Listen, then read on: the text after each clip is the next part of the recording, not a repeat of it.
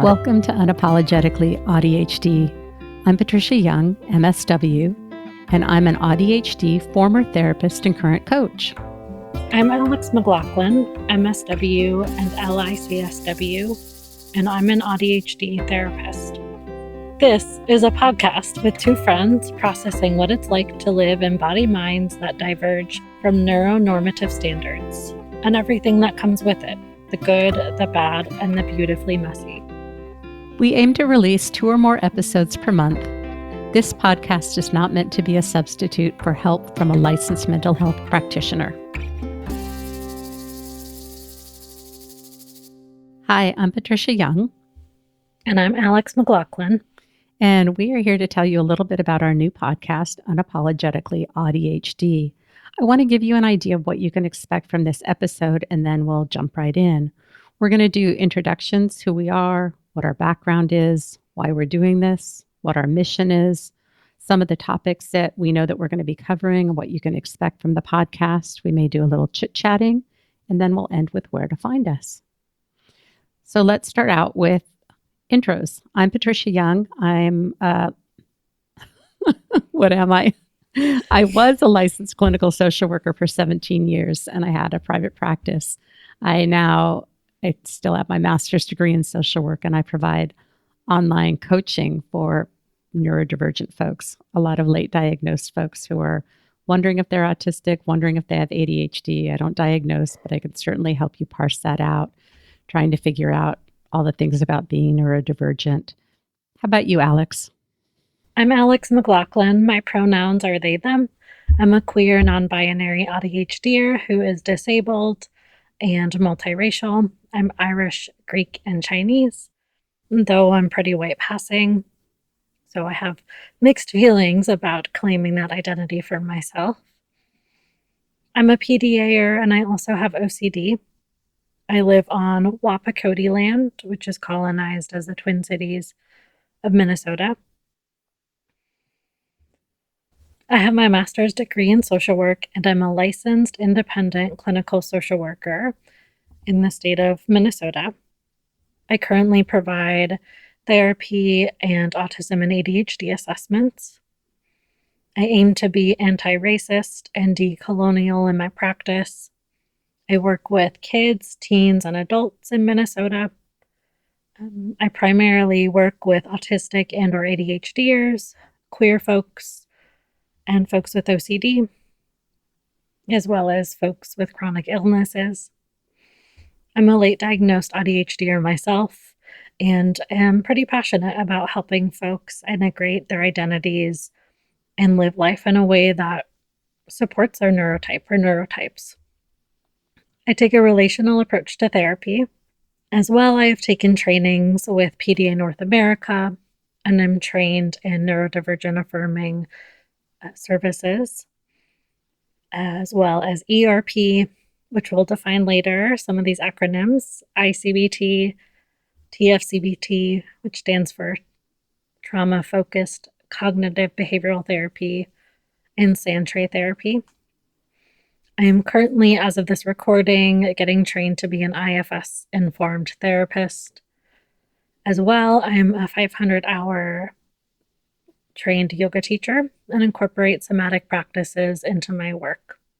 And I'm going to share a little bit more. I have been married for almost 28 years. I have 2 twin boys that are 25. One just got married. We are all very, very neurodivergent. I'm AuDHD. I'm late diagnosed autistic at 60. I was diagnosed autistic. I've got OCD. I'm PDA. I've got some RSD, some rejection sensitive dysphoria. My pronouns are she, her. I have a pretty strong medical background. I worked a lot with seniors. I think that's all I have to say about intros.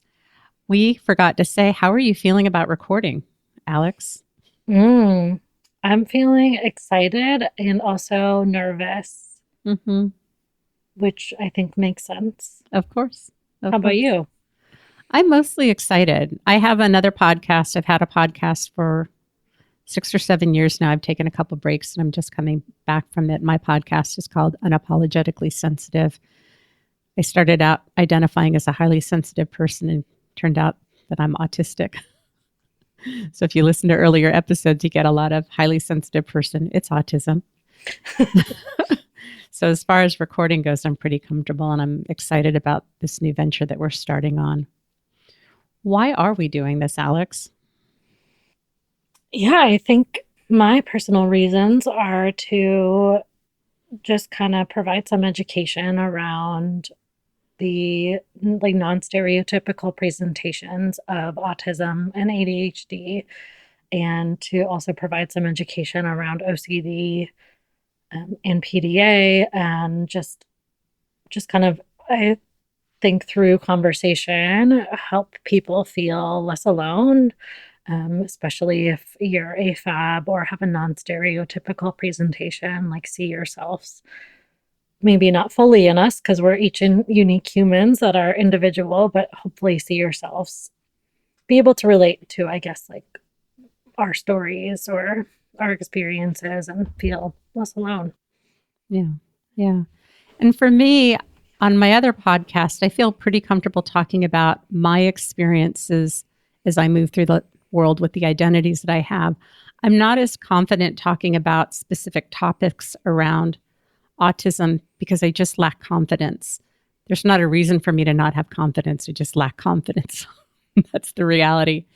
My hope is that with you and I, because we have very similar profiles, that we will be able to bring more education and information and lived experience to this podcast. And even with my diagnosis of autism, if I look at the DSM criteria for ADHD and autism, I don't see myself.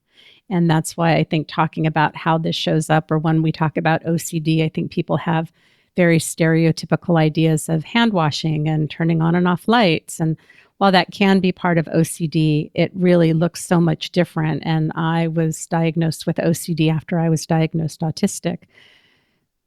And we want to talk about, what does that look like? How does it show up? How do we navigate it? Anything else you wanted to share, Alex? No, I think you hit on the things that I am reflecting now in this moment. Like, oh, right, I forgot to say that. I forgot to say that. So thank you for being my second brain and, helping, being on this team, being on this journey with me as a co-host. Sure.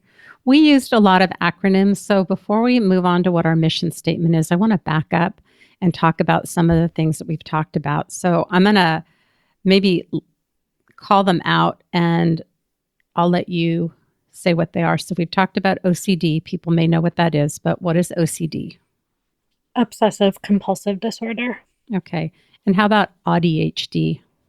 That is autistic and ADHD combined. So, yeah, using like identity first language, which we'll probably get into at some point. That's just a way to identify that someone is both autistic and an ADHDer. Okay. And how about PDA? There's two ways to define this. One of the ways is pervasive drive for autonomy, and then the other definition is pathological demand avoidance. Each person might prefer one term over the other, but those are the more common definitions of PDA. I'm not so happy about that pathological part. So I prefer pervasive or persistent drive for autonomy. Yeah, me too. Yeah. How about RSD? Rejection sensitive dysphoria. Yeah. And then some of the trainings that you talked about, ERP, what is that? Exposure and response prevention. It's an evidence based training for working with OCD as a therapist. Okay. How about ICBT? That stands for inference based cognitive behavioral therapy, also evidence based for working with OCD. It takes just a different approach. And how about AFAB? Assigned female at birth. Okay. If there are any other acronyms that we use that I didn't catch and you're curious, feel free to shoot us a email at unapologetically AuDHD. That's AUDHD at gmail.com. All right, let's move on. Alex, do you want to? Oh, I'm going to do the mission. I'm going to tell you what our mission is. Our mission, Unapologetically AuDHD, is a space for neurodivergent folks, especially autistic AuDHDers, autistic ADHDers, which is an AuDHDer, to feel seen, understood, and know you're not alone. We believe there's nothing wrong with having a brain that's wired differently. Through honest conversations about the highs and lows and messy in-betweens, we normalize neurodivergent experiences, explore intersectionality, and celebrate the unique and sometimes beautiful ways of thinking, feeling, and moving through the world. Led by two AuDHDers with PDA profiles and lived experience with OCD, the trifecta, this podcast exists to destigmatize neurodivergence, honor both strengths and limitations, and remind us that we don't need to be fixed, we just want to be heard. Have you been told you're too, fill in the blank, too sensitive, you think too much, you worry too much, you're an overthinker, you take things too personally, you're too emotional, you're too finicky, you're too fragile, you're too intense, too uptight, too slow? Have you been told you can't take a joke, you can't go with the flow, you can't let go of things? Is making decisions difficult for you? You might have an acute sense of smell, a strong sense of odors, crowded, noisy environments, and bright lights are too much. You're in the right place. You may have been diagnosed or misdiagnosed with anxiety, depression, borderline, having OCD or more. Brains and bodies are wired exactly how they are. There's nothing wrong with you, and you are not alone. Alex, do you want to talk about some of the topics that we're going to be talking about? We've mapped out, I think, about 20 topics, and we will continue to add to this, but I want to give you a sense of what you can expect from this podcast and things we're going to be talking about. Okay, so some of the topics we'll be discussing are how OCD shows up in relationships, our fears about doing a podcast together, fears about self-disclosure, what autism looks like, what even is autism, PDA, OCD, disclosing that you're autistic, navigating capitalism and white supremacy values, autism as a disability, or rather, is autism a disability? Question mark. Ableism, internalized ableism, validation versus reassurance, neurodivergent affirming therapy, acceptance of accommodation needs, when autism and ADHD are at battle with one another, how to manage when things change, how to ask for needs and relationships that integrate your new identity, assuming that our listeners will most likely be late identified, late diagnosed. When non-clients treat you like a therapist. There's more, but you probably are going to get bored, especially if you have ADHD or like, I don't care. I'll figure it out later. So I'm going to pause there. Was there any that you want to highlight that I didn't speak on, Patricia? My mind started to wander a little bit. So, yeah. I was thinking this is kind of boring. Mm-hmm. And it was my idea that you read the topic. So I will own that and take that. My hope is that you, the listener, will know that our intention is to bring education, but also the real human experience to this. And is it okay if I talk about the fidget sounds, Alex? Mm-hmm. Part of Alex is a big fidgeter. I am too, but I'm a stealth fidgeter, I think. And we had to figure out something for Alex to fidget with because it just kept getting picked up on the mic. And so this is what we deal with as being neurodivergent folks that have needs to have our bodies moving to keep our minds focused. And how do we do that? And it kind of pissed you off. My PDA was showing up. Yep. Do we want to chat for a couple minutes or do we want to wrap up, Alex? Yeah, I feel like maybe now's a good place for the disclaimer. Okay. So, yeah, if you're a current therapy participant of mine, there's some considerations to make when deciding like whether or not you'll listen to the podcast.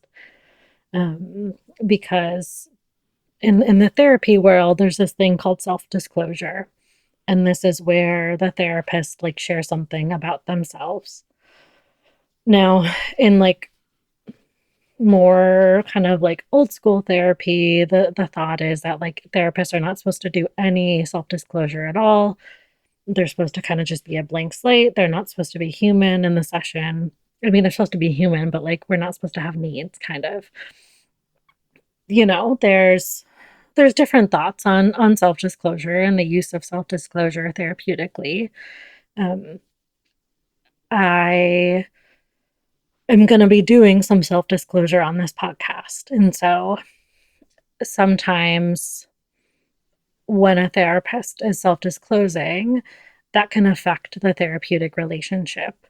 And that can affect like how you perceive me and like, if you're someone that tends to like people pleasing, it can kind of like create a blurred boundary around like, someone feeling they need to take care of their therapist when like that's not what therapy's for, right?